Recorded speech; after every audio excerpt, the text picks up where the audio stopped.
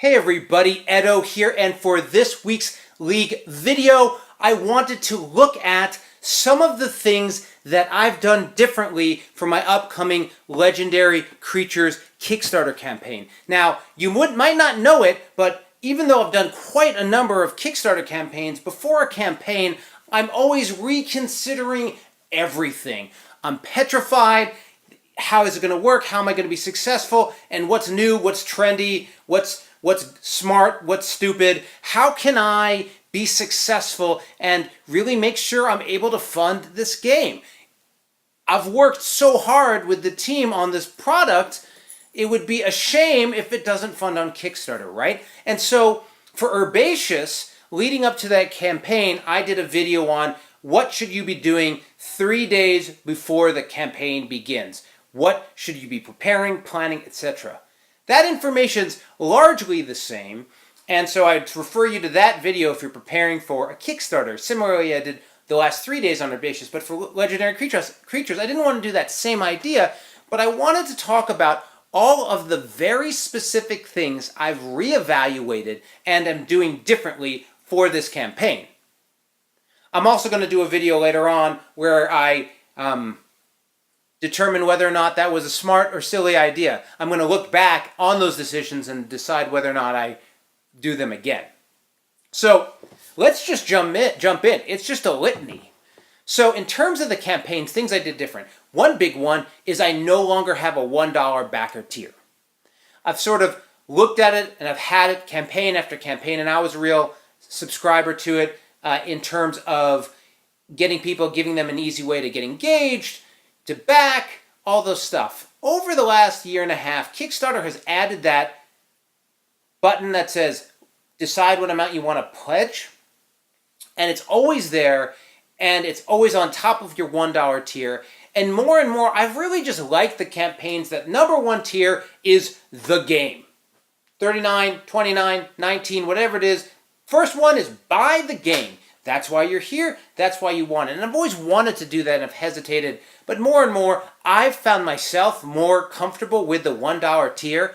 I've found myself using that instead of the suggested $1 tier.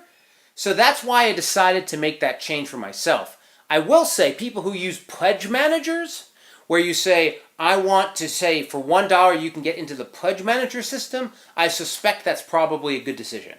But for me, I'm not using a pledge manager. I'll talk about that. I felt like that was the right decision, and so I've removed that tier. That was a pretty big deal for me. The other thing that I did was in previous campaigns, did not include a shipping thing on my page. I like clean pages. I don't like to overdo it. I don't repeat the rewards. I like to use the Kickstarter real estate for that. But more and more, I just saw the simplified tier where you just have the thing that you're getting. It's shorter. It's just the reward. And people bundling in just on that shipping side, on the Kickstarter page, and not having the sort of, hey, here's what you're going to do if you're US, Australia, whatever.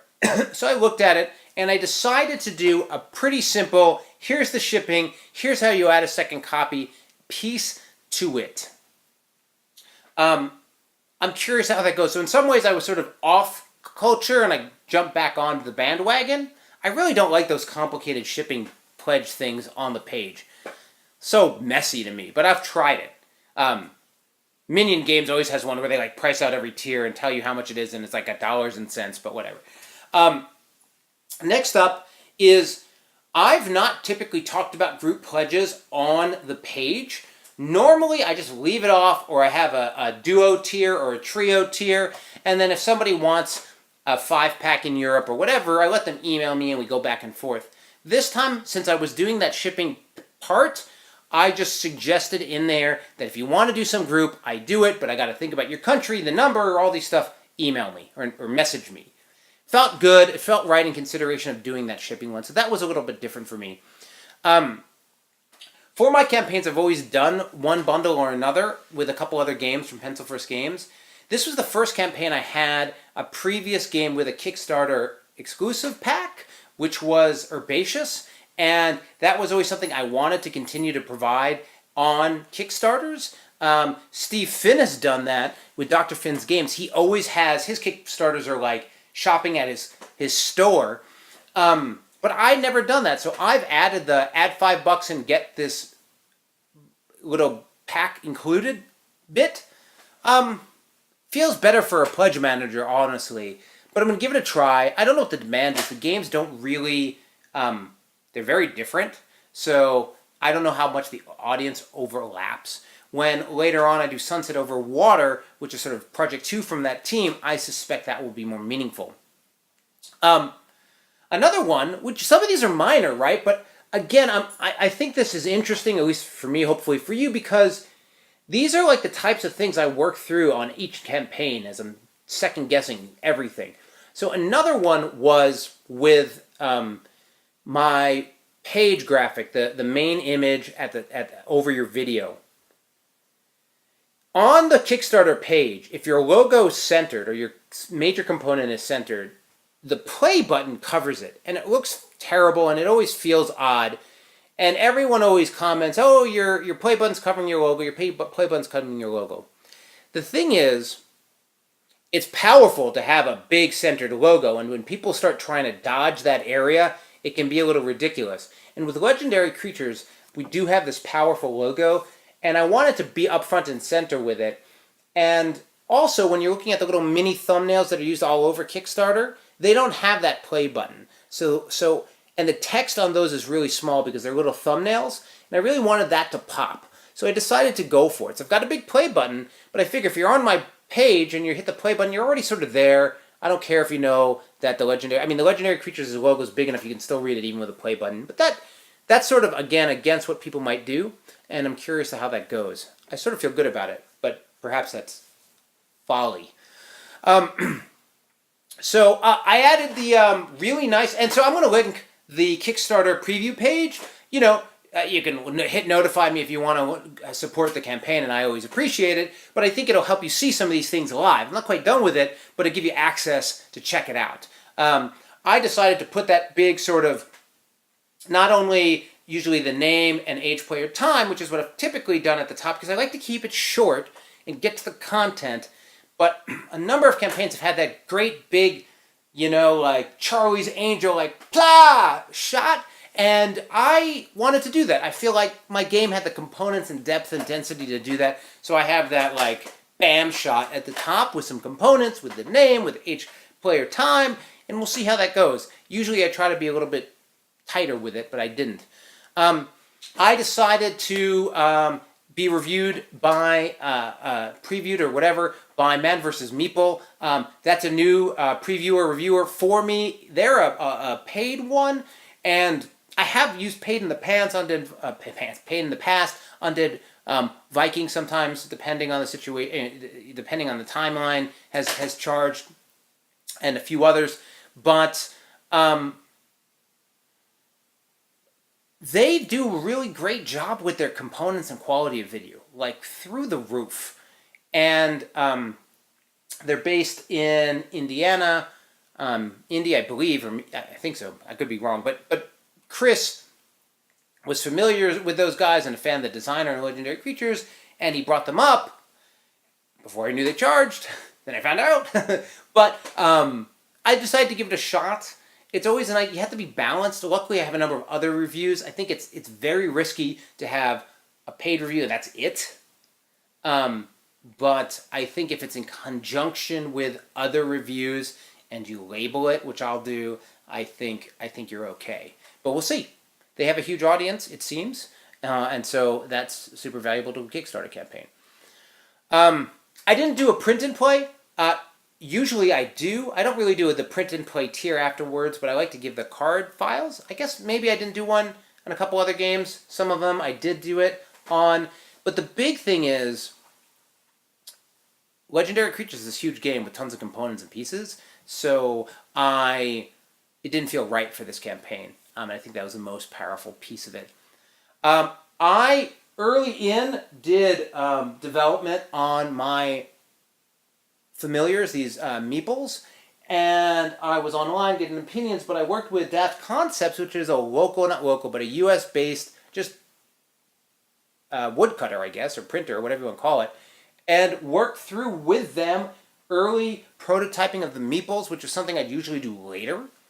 And I was really happy with the work, and it really added to photos and play and engagement. So I really liked doing that early, and I would definitely recommend that for people who have some sort of wooden component. You can do that digital trick where you just have the square and you make it into like a 3D shape in Illustrator or Photoshop, but it's not the same as having the physical things in your hand. And I had that with Liftoff back in the day, and those I only had I had like 30 total because they were like carved with a jigsaw here. But these were reasonably priced and much better than a jigsaw in my garage. I have animated GIFs on the page. New thing. I don't like crazy animated GIFs, but I felt there were a few moments that it would be helpful, and so I tried to be somewhat reserved with it. But I do think it adds to sort of helping people understand certain moments in the game. Legendary Creature has a lot of things that are going on, so I don't even know if it does it justice, but I think it does add to the page and give it some life. Gem Pact had animated GIFs in one little part, but it was just a little banner like going because it was like the cute gem game. So those were the things that pop out to me that I did different, other than the game being a much heavier game than I've ever done before, also adding to my terror. Hopefully it does okay. But it's a great game. Anyway, so there were other things, though, that I want to mention, which I didn't change, but that I thought hard about. Okay? So one was looking at Canada-friendly and Australia-friendly shipping. I do EU-friendly because I work with Games Quest or Spiral Galaxy Games, or different partners in the EU or UK to ship within the EU.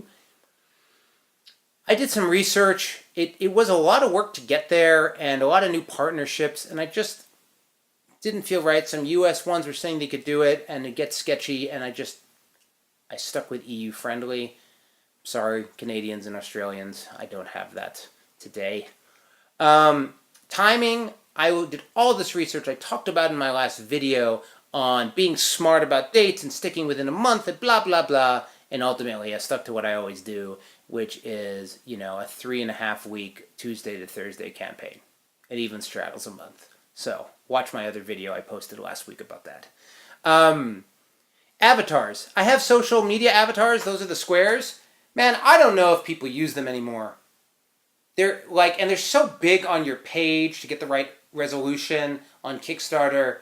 I look at them and I'm like, these are such a waste, but they're pretty and I like them, and I left it. I felt like it's at the bottom of the page. It's not like if you're down there and you haven't decided yet, that's not going to make or break you, but I see it less and less people picking that up. I bet you there's a decent chance between now and when I launch, I pull them and I put them into an update. I might want to do that.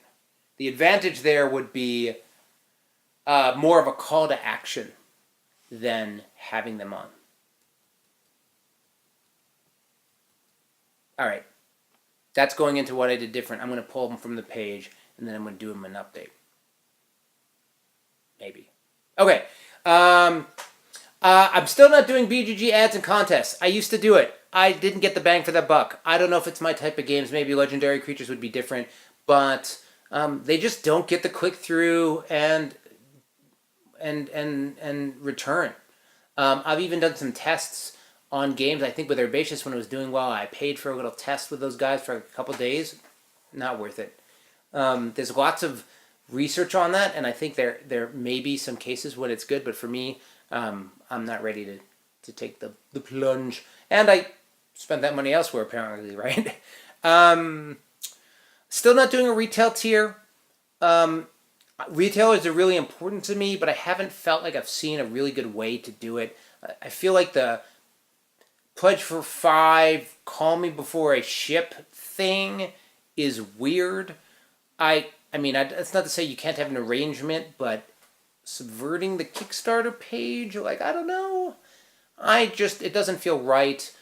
Typically, if a retailer really wants it, they'll reach out to me and I'll do sort of like an equivalent big bundle deal, like I would anyone else, like a 4 or 5 or 6 based on where they're going and whatever. But I don't have a mega tier. I'm not even really thinking about doing that trio or quad tiers like I have in the past. I'll play that by ear. Those I find you can open up as you go. If somebody really wants it and you get a demand, you can pop it open and then you'll get a little bump. The last thing that bugged me, which I didn't change so much, is I do how to play videos.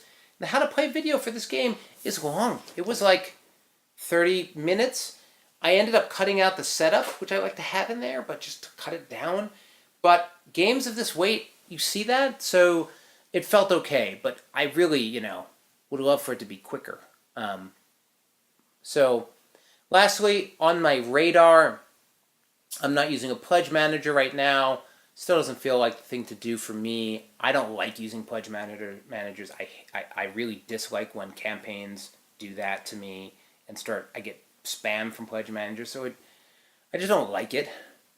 It's probably what I should be doing, especially since I have a library of stuff, but gonna go the old-fashioned way.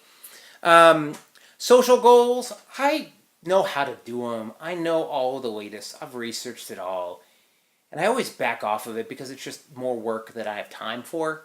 I would highly recommend people doing that, but for me, I'll stick to the email updates and hope for the best, perhaps. I'm going to regret that. And depending on funding and whether or not these next titles I'm doing on Kickstarter are successful, I may consider using a US shipper as opposed to shipping from here. Especially with a game this big. If it did well, that's a lot of space. And I think Herbaceous / Heroes and Tricks close to broke us. So we'll see. It's going to come down to, I think if it's, we'll just see how the campaign goes. So again, I don't know if this was takeaway is always look at and evaluate what you're doing and always learn. Always research and look at what's out there. Follow the market and be willing to do things different and take risks and try new things.